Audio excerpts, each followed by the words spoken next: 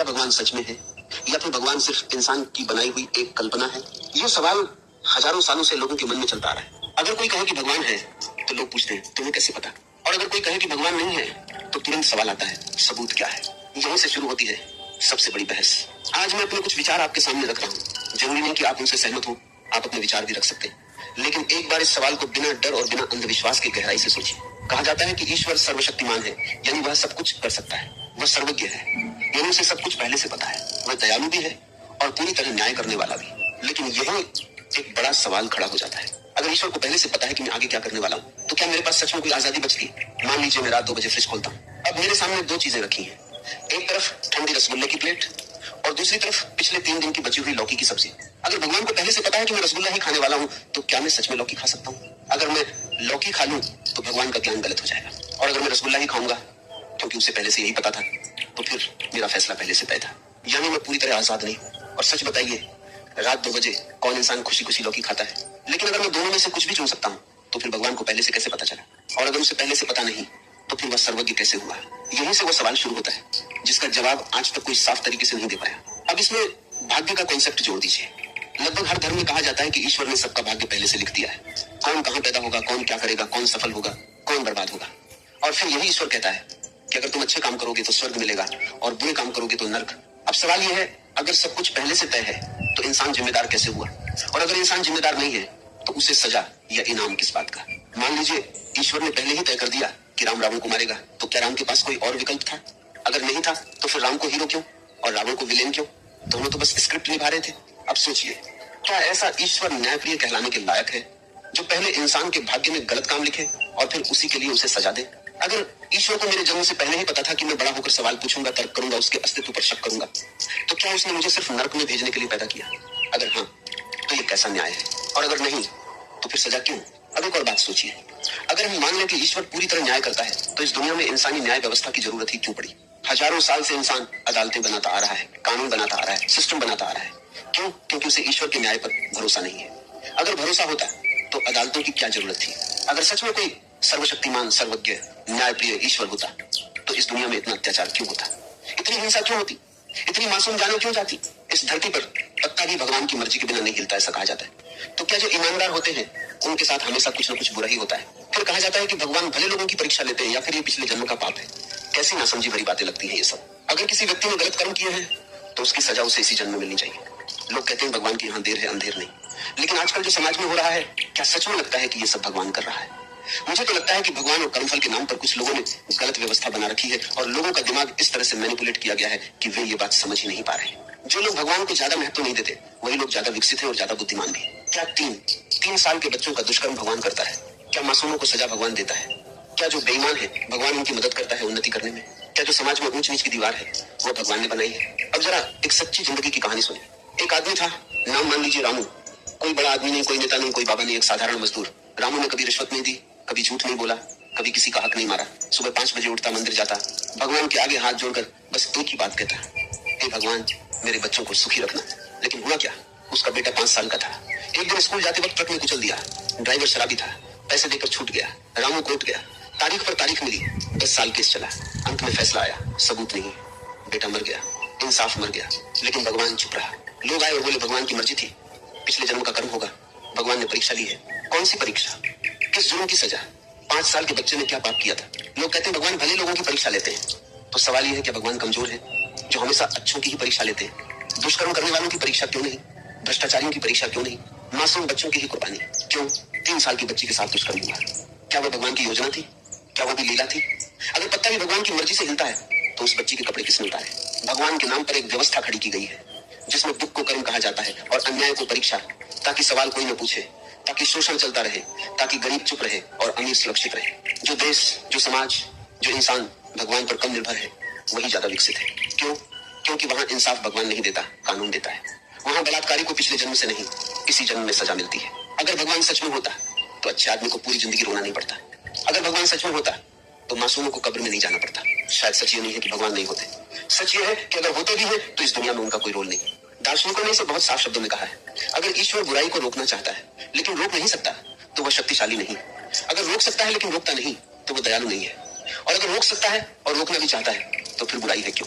कुछ लोग कहते हैं ये सब इंसान की परीक्षा है, लेकिन अगर ईश्वर सर्वज्ञ है तो उसे पहले से पता है कि कौन पास होगा कौन फेल, तो फिर परीक्षा किस लिए? कुछ कहते हैं ये आत्मा के विकास के लिए जरूरी है, तो फिर छोटे बच्चों का विकास किस बात का? 6 साल के बच्चे को कैंसर क्यों? नवजात बच्ची के साथ दरिंदगी क्यों? अगर ईश्वर को यह सब पहले से पता है और फिर भी वह होने देता है, तो या तो वह बेहद क्रूर है या फिर वह है ही नहीं। अब कुछ लोग यहाँ एक नया रास्ता निकालते हैं। वो कहते हैं ईश्वर निर्गुण है, निराकार है, उसने बस दुनिया बनाई और इंसान को उसके हाल पर छोड़ दिया। अब वो इंसानी मामलों में दखल नहीं देता, सबका हिसाब कयामत के दिन होगा। कुछ कहते हैं नहीं, ईश्वर ने कर्म फल का सिद्धांत दिया है, हर इंसान को उसके कर्म का फल मिलता है, ईश्वर को कुछ करने की जरूरत ही नहीं। अब जरा सोचिए, अगर कोई राजा खुद को सर्वशक्तिमान, दयालु और न्यायप्रिय कहे और फिर कहे कि मैंने बस राज्य बनाया है, अब तुम आपस में लड़ो, जो मरेगा मरे, जो लूटेगा लूटे, मैं आखिरी दिन फैसला करूंगा, तो क्या ऐसा राजा सम्मान के लायक होगा? क्या ऐसे राजा के लिए कोई कर देगा? क्या कोई कहेगा कि ये महान राजा है? अगर ईश्वर कुछ करता ही नहीं तो फिर पूजा क्यों, प्रार्थना क्यों, मंदिर मस्जिद चर्च क्यों? अगर सब कुछ कर्म अपने आप तय कर देता है तो फिर भगवान सिर्फ एक दर्शक बनकर क्यों बैठा है? अब इसी से जुड़ा एक और तर्क दिया जाता है। ईश्वर को तर्क से नहीं, अनुभव से समझा जाता है। कहा जाता है कि ऋषि मुनियों ने, साधुओं ने, पैगंबरों ने ईश्वर को महसूस किया है, लेकिन सवाल यह है क्या हर अनुभव सच होता है? क्या इंसान को कभी भ्रम नहीं होता? क्या किसी को सपना आए तो वो सच बन जाता है? अगर कोई कहे कि उसने ध्यान में भगवान को देखा तो दूसरा भी कह सकता है कि उसने ध्यान में एलियन देखा। अब किसका अनुभव सही और किसका गलत? कोई मशीन है जो अनुभव की जांच कर सके? नहीं, तो अनुभव सबूत नहीं होता, वह सिर्फ व्यक्ति की मानसिक अवस्था होती है। अब इसी बात को एक बहुत मजेदार उदाहरण से समझते हैं, जिसे वैज्ञानिक कार्ल सैगन ने बताया था। मान लीजिए आपका एक दोस्त आपसे कहता है मेरे गैराज में एक आग उगलने वाला ड्रैगन रहता है। आप उत्साहित होकर कहते हैं चलो दिखाओ, उत्साहित होकर कहते हैं चलो दिखाओ। आप दोनों गैराज में जाते हैं, लेकिन वहां कुछ भी नहीं दिखता। दोस्त कहता है अरे हाँ, मैं बताना भूल गया, ड्रैगन अदृश्य है, दिखाई नहीं देता। आप कहते हैं ठीक है, अगर वह चलता होगा तो जमीन पर पैरों के निशान होंगे। दोस्त कहता है नहीं, वो उड़ता है, जमीन को छूता ही नहीं। आप कहते हैं तो उसकी आग की गर्मी तो महसूस होगी। दोस्त कहता है नहीं, वो ठंडी आग उगलता है जिसमें गर्मी नहीं होती। आप कहते हैं तो हवा में पाउडर छिड़क देते हैं, ड्रैगन की आकृति दिख जाएगी। दोस्त कहता नहीं, उसके शरीर पर कुछ चिपकता ही नहीं। अब बताइए, ऐसे ड्रैगन और न होने वाले ड्रैगन में फर्क क्या रह गया? जो न दिखे, न छुए, न मापा जाए, न महसूस हो, उसके अस्तित्व को साबित कैसे किया जाए? असल में वह ड्रैगन गैराज में नहीं, दोस्त के दिमाग में है, और बिल्कुल यही हालत भगवान की अवधारणा की है। हर सवाल पर उसकी परिभाषा बदल दी जाती है, हर जांच से उसे बाहर निकाल लिया जाता है ताकि उसे कभी गलत साबित ही न किया जा सके। अब कुछ लोग कहते हैं अच्छा ये सब छोड़ो, ये दुनिया कैसे चल रही है? सूरज क्यों उगता है? धरती क्यों घूमती है? इतनी सुंदर व्यवस्था अपने आप कैसे बन गई? लेकिन सच्चाई यह है कि आज हमें पता है कि सूरज क्यों उगता है, धरती क्यों घूमती है, मौसम कैसे बनता है, जीवन कैसे विकसित हुआ। इन सब के पीछे प्राकृतिक नियम है जिनमें किसी भगवान की जरूरत नहीं पड़ती। और सबसे बड़ी बात यह है, जिस तरह से ये दुनिया चल रही है वही सबसे बड़ा सबूत है कि कोई सर्वशक्तिमान, दयालु, न्यायप्रिय नियंत्रक मौजूद नहीं। क्योंकि अगर होता तो व्यवस्था ऐसी नहीं होती। अगर हर घटना के लिए भगवान जिम्मेदार है तो फिर इंसान की कोई जिम्मेदारी बचती ही नहीं, और अगर इंसान जिम्मेदार है तो फिर भगवान का नियंत्रण खत्म हो जाता है। अब सवाल फिर वही लौट आता है, जो लोग कहते हैं कि ईश्वर सर्वशक्तिमान है, सर्वज्ञ है, सर्वव्यापी है, करुणामय है, न्यायप्रिय है, उन्हें यह सब कैसे पता चला? किस किताब से, किस मुलाकात से, किस प्रत्यक्ष प्रमाण से? क्या किसी ने भगवान का इंटरव्यू लिया है? क्या उसने खुद आकर कहा है कि मैं ऐसा हूं, वैसा हूं? लेकिन जब ये सवाल पूछे जाते हैं तो जवाब मिलता है बस मान लो, विश्वास रखो, श्रद्धा रखो। लेकिन सोचिए, अगर सिर्फ विश्वास से सच बनता तो हर धर्म सही होता, हर भगवान असली होता और सब एक दूसरे से टकराते नहीं। विश्वास सच पैदा नहीं करता, विश्वास सिर्फ भ्रम को मजबूत करता है। अब आखिरी सवाल बचता है, अगर भगवान का कोई ठोस सबूत नहीं, इतने विरोधाभास है, इतनी बुराइयां हैं, तो फिर इंसान भगवान पर भरोसा क्यों करता है? इसका जवाब बहुत सीधा है, डर और सहारा। जब इंसान कमजोर होता है, जब उसे लगता है कि उसके हाथ में कुछ नहीं, जब बीमारी आती है, गरीबी आती है, मौत सामने खड़ी होती है, तो दिमाग एक सहारा ढूंढता है, कोई ऐसा जो सब ठीक कर दे, कोई ऐसा जो कहे घबराओ मत, मैं हूं। और यहीं से भगवान पैदा होता है।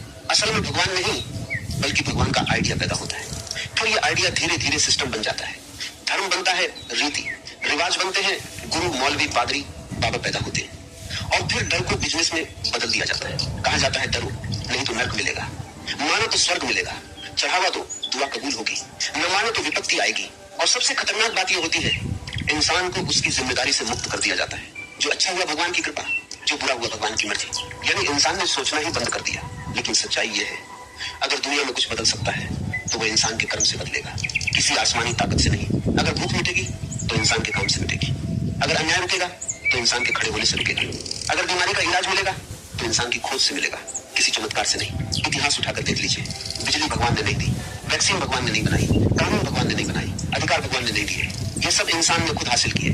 और जहां जहां इंसान ने भगवान के भरोसे सब छोड़ दिया, वहीं सबसे ज्यादा गरीबी, अंधविश्वास और शोषण हुआ। इसका मतलब यह नहीं कि इंसान को उम्मीद नहीं रखनी चाहिए, उम्मीद बहुत जरूरी है, लेकिन उम्मीद खुद से रखो, एक दूसरे से रखो, किसी अदृश्य ताकत से नहीं। क्योंकि जब तुम कहते हो भगवान सब ठीक कर देगा, तो असल में तुम कह रहे होते हो मैं कुछ नहीं करूंगा, और यही सबसे बड़ा नुकसान है। अब आखिर में फिर वही सवाल, भगवान के न होने का सबूत क्या है? तो जवाब यह है, जिस चीज का कोई प्रत्यक्ष प्रमाण नहीं, जिसकी परिभाषा हर सवाल पर बदल दी जाए, जो हर जांच से बाहर निकाल ली जाए, जिसके गुण आपस में टकराते हो और जिसकी मौजूदगी से दुनिया में कोई फर्क न पड़ता हो, ऐसी चीज को सच मानने की कोई तर्कसंगत वजह नहीं बचती।